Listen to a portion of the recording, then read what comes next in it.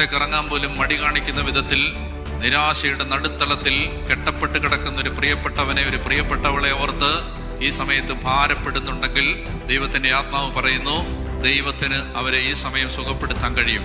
നീ ഏറ്റുപറയണം, ദൈവം എൻ്റെ അപ്പനാണ്. ആബാ പിതാവേ എന്ന് വിളിക്കുന്ന പുത്രന്റെ ആത്മാവിനെ ദൈവം നമ്മുടെ ഹൃദയത്തിലേക്ക് അയച്ചിരിക്കും. ഒന്നിനെ കുറിച്ചും ഭയപ്പെടരുത്, ആരെയും പേടിക്കരുത്, ഒന്നിനെ കുറിച്ചും ആകുലത വേണ്ട. എല്ലാം ദൈവത്തിന്റെ കരങ്ങളിൽ കൊടുക്കുക. അല്പസമയം കൂടി കാത്തിരിക്കുക. വഴികളും വാതിലുകളും തുറക്കുന്ന ഒരു ദൈവത്തെ നിനക്ക് പരിചയമുണ്ട്. ദാവീദ് ഭവനത്തിന്റെ താക്കോൽ അവൻ തോളിൽ വെച്ചിരിക്കുന്നു. അവൻ അടച്ചാൽ ആരും തുറക്കില്ല, അവൻ തുറന്നാൽ ആരും അടയ്ക്കില്ല. വെളിപാട് 3:7 ആർക്കും അടയ്ക്കാൻ പറ്റാത്തൊരു വാതിൽ ഞാൻ നിന്റെ മുമ്പിൽ സ്ഥാപിക്കും. അതുകൊണ്ട് ദൈവത്തിന് അസാധ്യമായി ഒന്നും ഇല്ല. വചനം പറയുന്നു, ഞാൻ സകല മർത്യരുടെയും ദൈവമായ കർത്താവാണ്, എനിക്ക് അസാധ്യമായി എന്തെങ്കിലും ഉണ്ടോ?